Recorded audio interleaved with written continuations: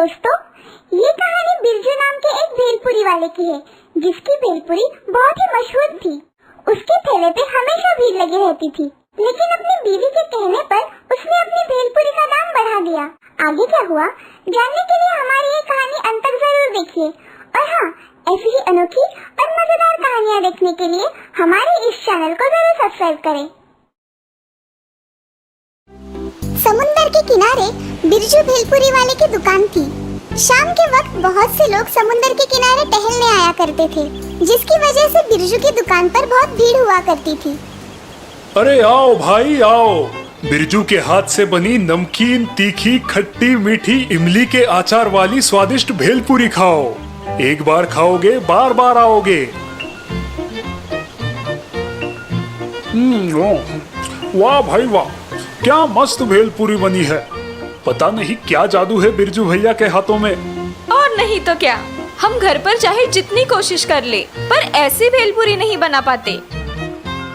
अरे जरा हमें भी तो सिखाओ बिरजू भैया, आखिर आप ये भेलपुरी बनाते कैसे हो? अरे बहन जी, दुकानदार अगर अपना राज बता दे तो फिर उसकी दुकान कैसे चलेगी। बस यूँ समझ लीजिए कि आपका आशीर्वाद है और हमारा प्यार है, और कुछ नहीं। आपकी बातें भी इस भेलपुरी की तरह नमकीन और मीठी है बिरजू भैया। इस तरह से बिरजू और बिरजू की भेलपुरी दोनों ही बड़े मशहूर हो चुके थे। बिरजू को मुनाफा भी अच्छा खासा होने लगा था।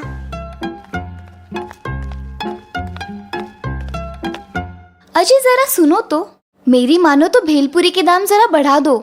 ऐसा क्यों भाग्यवान, सब कुछ ठीक ही तो चल रहा है। क्या ठीक चल रहा है? अपना सोनू अब कॉलेज जाने लगा है, उसे मोटरसाइकिल चाहिए, नहीं तो वो कॉलेज नहीं जाएगा। कॉलेज नहीं जाएगा? वो क्यों? उसके सब दोस्त उस पे हंसते हैं जब वो कॉलेज साइकिल लेके जाता है, और आप भी वो खटारा स्कूटर लेके दुकान जाते हो। मेरी मानो तो हमें अब एक मोटर गाड़ी लेनी चाहिए, और मेरे लिए भी तो एक 9 लखा हार बनाना है। हमारे भी तो कुछ सपने हैं। ठीक है, कुछ करते हैं। और फिर दूसरे ही दिन से बिरजू ने भेलपुरी का दाम बढ़ा दिया। 15 रुपए की जगह अब भेलपुरी हो गई 25 रुपए की।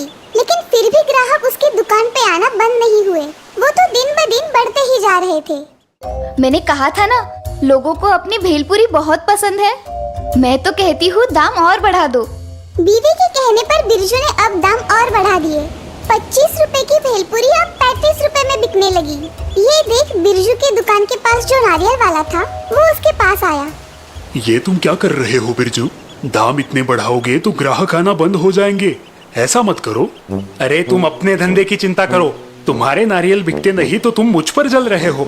जाओ पहले अपना धंधा संभालो। मुनाफे के साथ साथ बिरजू का लालच और घमंड भी बढ़ता ही जा रहा था। उसने अपनी दुकान पर अब एक नौकर भी रख लिया था, जो भेलपुरी बनाता था। अरे उस इमली के आचार में पानी और गुड़ मिला दो, लोगों को कुछ समझ नहीं आएगा। ज्यादा मुनाफा कमाने के हेतु अब वो भेलपुरी में मिलावट भी करने लगा, जिसके कारण भेलपुरी का स्वाद अब पहले जैसा न रहा। अब उसके ग्राहक भी शिकायतें करने लगे थे। अरे ये तो बहुत ज्यादा मीठी है, और इससे तो बास भी आ रहा है। कौन सा तेल इस्तेमाल करते हो भाई? बिरजू के ग्राहक उस पर नाराज होते जा रहे थे, लेकिन बिरजू को इसकी परवाह नहीं थी। उसके पास अब मोटर गाड़ी भी आ गई थी। अरे भाई, इस भेलपुरी ने तो पूरा मजा ही किरकिरा कर दिया। चलो बाजू में जाकर नारियल पानी पीते हैं। ये क्या, इसमें तो कंकर है। अरे भाई, तुम क्या प्याज की जगह पे भेल में कंकर मिलाते हो? अरे भाई, इतना चिल्ला क्यों रहे हो? अब समंदर के किनारे हमारा ठेला है, तो जरा सी रेत आई होगी हवा के झोंके से। ज्यादा पैसे मिलने की लालच से अब बिरजू का स्वभाव भी बदल चुका था। तुम ग्राहकों से इस तरह से पेश आते हो? हाँ, जानते भी हो तुम किससे बात कर रहे हो? मैं फूड इंस्पेक्टर हूँ। तुम्हारे इस भेल की बहुत सी शिकायतें आई है हमारे पास।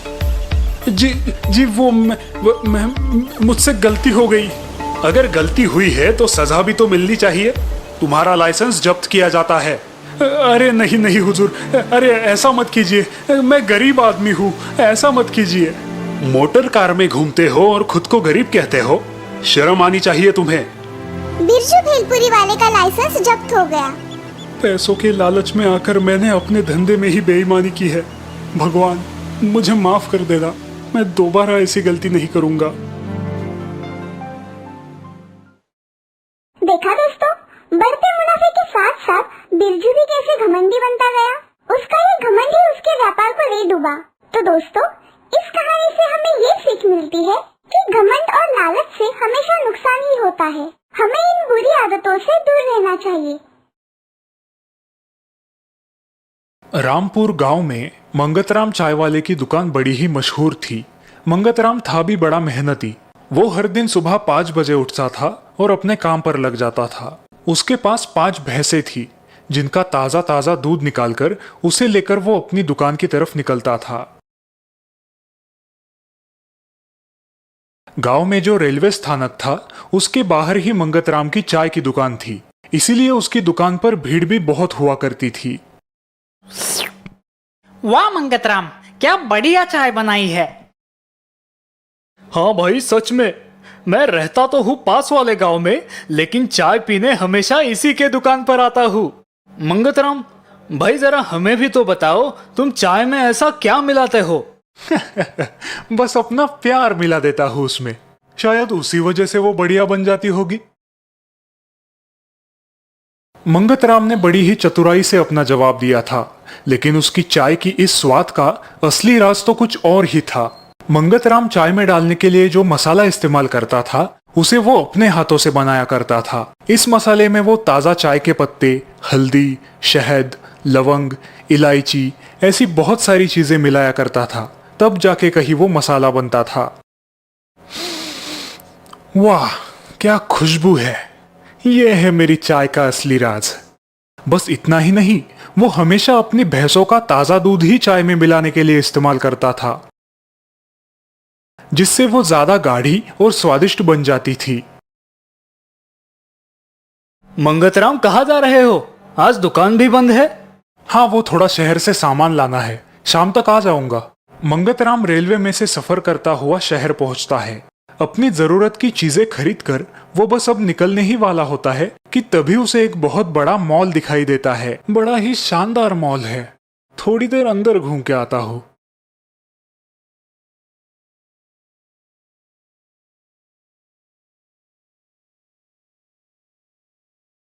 अचानक मंगतराम को मॉल के अंदर एक बड़ी सी चाय की दुकान नजर आती है और वो वहां पे चाय पीने बैठता है।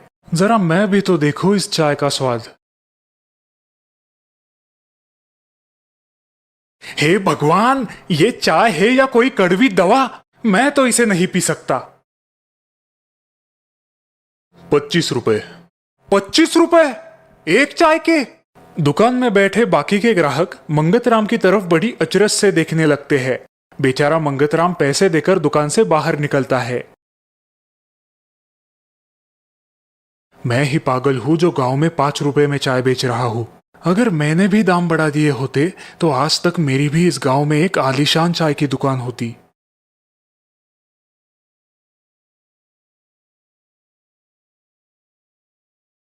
बस इसी ख्याल को लेकर मंगतराम अपने गांव पहुंचा और दूसरे ही दिन से उसने अपने चाय के दाम बढ़ा दिए। 5 रुपए की चाय अब हो गई 15 रुपए की। अरे भाई, ये मंगतराम को क्या हो गया है? अचानक इसने चाय के दाम बढ़ा दिए। पता नहीं, लेकिन अब चाय भी थोड़ी फीकी ही लग रही है। लोगों की बात सच थी। मंगतराम ने अब खुद अपने हाथों से चाय का मसाला बनाना छोड़ दिया। वो अब शहर से चाय मसाले के पैकेट मंगवाता और उसी को चाय बनाने के लिए इस्तेमाल करता। इतना मुनाफा तो मुझे पहले कभी नहीं हुआ। मुझे और भी कोई तरकीब ढूंढ निकालनी होगी। मंगतराम की सोच अब इतनी बदल गई थी कि उसने अपनी भैंसों की दूध में अब पानी मिलाना भी शुरू कर दिया, जिससे उसकी चाय का स्वाद और भी फीका हो गया। धीरे धीरे ग्राहक उसके दुकान में आना बंद करने लगे। अरे रे, ये क्या है मंगतराम? ना स्वाद है, ना रंग है, और ना ही वो पहले जैसी खुशबू। लगता है अब तुम चाय में अपनी प्यार की जगह पे कुछ और ही मिला रहे हो। नहीं तो, सब कुछ तो पहले जैसे ही है। यहाँ पे तो ऐसे ही चाय मिलेगी। आपको पीना है तो पीजिए, वरना अपना रास्ता नाप लीजिए। मंगतराम की बढ़ती लालच के साथ साथ अब उसका स्वभाव भी बदल गया था। वो अब अपने ग्राहकों से बड़ी ही बेरुखी से बात करता, जिसकी वजह से अब लोग उस पर नाराज हो गए थे। ये मंगतराम तो लूट कर रहा है, इसे मजा चखाना ही होगा। अगले दिन जब मंगतराम अपनी दुकान पे आता है तो वो देखता है कि उसकी दुकान के सामने चाय की दूसरी दुकान शुरू हो गई है। चाय ले लो भाई, चाय, गर्मा गर्म स्वादिष्ट खुशबूदार चाय, वो भी सिर्फ 5 रुपए में। लोगों की भीड़ अब उस दूसरी दुकान पर होने लगती है। अरे वो देखो, चाय की नई दुकान। चलो चलो वही चलते हैं, उधर दाम भी तो सस्ता है। हाँ वही चलते हैं। वैसे भी इस मंगतराम की चाय में अब पहले जैसा स्वाद नहीं रहा। ये सब देखकर और सुनकर मंगतराम दुखी हो जाता है। एक ग्राहक उसका ये दुखी चेहरा देखकर उसके पास आता है। मंगतराम, पहले तुम चाय में प्यार मिलाया करते थे और अब लालच, ये सब उसी का नतीजा है। अब भी कुछ नहीं बिगड़ा, सुधर जाओ। ग्राहक भगवान का रूप होते हैं और मैंने उन्हें ही धोखा दिया है। मुझे अपनी ये गलती सुधारनी ही होगी। उस दिन से मंगतराम ने अपनी सोच फिर से बदली। उसने वो सारे मसाले के पैकेट्स फेंक दिए और दूध में पानी मिलाना भी बंद कर दिया। उसने चाय के दाम भी फिर से 5 रुपए रख दिए और दुकान का नाम भी बदल दिया। चाय ले लो भाई, चाय, प्यार वाली चाय, गर्मा गर्म स्वादिष्ट खुशबूदार प्यार वाली चाय। बरसों पहले की बात है। एक गांव में मक्खीलाल नाम का एक आदमी रहता था। उसकी बहुत बड़ी दूध की दुकान थी। उस दुकान में वो घी, दही और भी कई प्रकार की चीजें रखता था। अरे ये क्या, आज इतनी मक्खियां कहां से आ गई?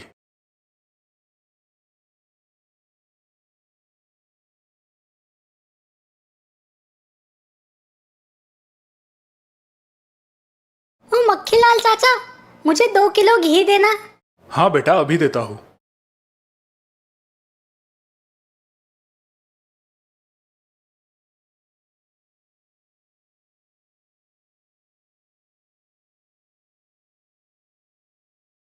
अरे ये क्या मक्खीलाल चाचा, इसमें तो मक्खी गिरी है।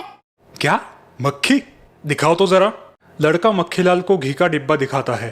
रुको बेटा, मैं तुम्हें अभी दूसरा घी का डिब्बा देता हूँ। मक्खीलाल उस घी के डिब्बे में से मक्खी निकालता है और वही डिब्बा उस लड़के को देता है। लो, ये लो बेटा, अब ठीक है ना? हाँ मक्खीलाल चाचा, चलो अब मैं चलता हूँ। तभी उसकी दुकान में राजमहल से 2 सिपाही आते हैं। सुनो मक्खीलाल, दोपहर तक 40 किलो घी राजमहल तक पहुंच जाना चाहिए। हाँ हाँ, मगर इतना घी? आज राजमहल में दावत है क्या? हाँ, आज महाराज ने सभी मंत्रियों के लिए दावत रखी है। ठीक है, चिंता मत करो, आपको घी वक्त पर मिल जाएगी।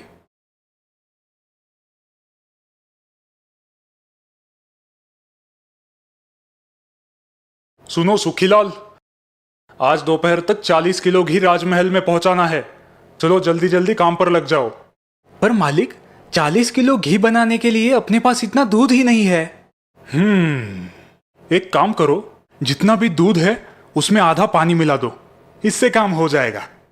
पर मालिक, ऐसा करना ठीक नहीं रहेगा। अगर ये महाराज को पता चल गया तो वो अवश्य हमें दंड करेंगे। तुम चुपचाप अपना काम करो, वरना निकल जाओ यहां से। ठीक है मालिक। सूखीलाल दूध में पानी मिलाता है, फिर भी दूध कम पड़ता है। सूखीलाल अपने मालिक के पास जाता है। मालिक, मैंने दूध में पानी मिलाया, फिर भी 40 किलो घी नहीं हो रहा है। अब हम क्या करें? ठीक है, तुम बाहर जाओ और दुकान संभालो, इसे मैं देखता हूं। ठीक है मालिक।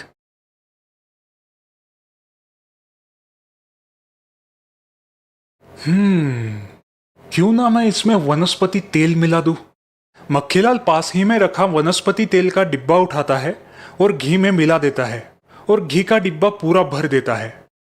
हाँ, अरे वाह, मेरा काम तो हो गया। अब इसे जल्दी राजमहल पहुंचाना होगा। मक्खीलाल घी लेकर राजमहल जाता है और घी का डिब्बा देकर घर की ओर निकलता है।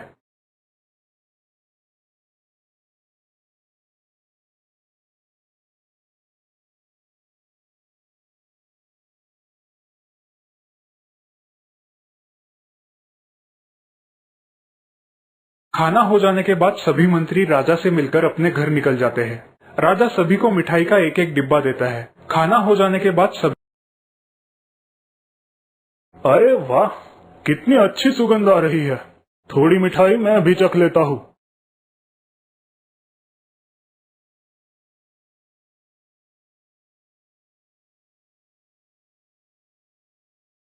मिठाई खाकर राजा बीमार पड़ जाता है। महाराज, सारे मंत्री भी आपकी तरह बीमार हुए हैं। क्या? ये कैसे हो सकता है? लगता है मिठाई में कुछ गड़बड़ थी। जाओ, जाकर हलवाई को बुलाओ। जी महाराज। अरे ओ मूर्ख, तुमने ये कैसी मिठाई बनाई? तुम्हारी मिठाई खाकर सभी लोग बीमार पड़े हैं। महाराज, मैंने तो सभी चीजें बराबर डाली थी। मुझे नहीं पता महाराज। महाराज, मुझे लगता है कि मक्खीलाल की घी की वजह से यह सब हुआ होगा। क्या तुम्हें पूरा यकीन है कि ये सब उस घी की वजह से बीमार पड़ गए हैं? हाँ महाराज, क्योंकि उस घी में से मुझे वनस्पति तेल की खुशबू आ रही थी। इसका मतलब मक्खीलाल मिलावट करके सभी को धोखा देता है। सेनापति, 2 सिपाहियों को मक्खीलाल के घर भेजो और नजर रखने बोलो। जी महाराज। दोनों सिपाही मक्खीलाल के घर के पास पहुंचते हैं और छुपकर देखने लगते हैं। तभी मक्खीलाल दूध में पानी मिला रहा था। अरे ये क्या? ये मक्खीलाल तो मिलावट करके सभी लोगों को फंसा रहा है। हाँ, हमें इसे रंगे हाथ पकड़कर महाराज के पास ले जाना चाहिए। हाँ, चलो जल्दी। सिपाही मक्खीलाल के घर जाते हैं और मक्खीलाल को रंगे हाथ पकड़ते हैं। दूध में मिलावट करते हो? चलो अब महाराज के पास चलो। नहीं, मुझे माफ कर दो। चलो, तुम्हें जो भी कहना है महाराज के सामने कहना। सिपाही मक्खीलाल को लेकर राजमहल आते हैं। महाराज, इस मक्खीलाल को हमने रंगे हाथ पकड़ा है, दूध में पानी मिलाते हुए। क्या इसका मतलब तुम सभी लोगों को फंसाते हो? मुझे माफ कर दो महाराज, मुझसे गलती हो गई। मैं दोबारा ऐसा काम नहीं करूंगा। सेनापति, इसे यहाँ से ले जाओ और काली कोठड़ी में डाल दो। नहीं महाराज, मुझे माफ कर दो, मैं दोबारा ऐसा नहीं करूंगा। महाराज मक्खीलाल की बात नहीं सुनते और सेनापति मक्खीलाल को काली कोठड़ी में डाल देता है।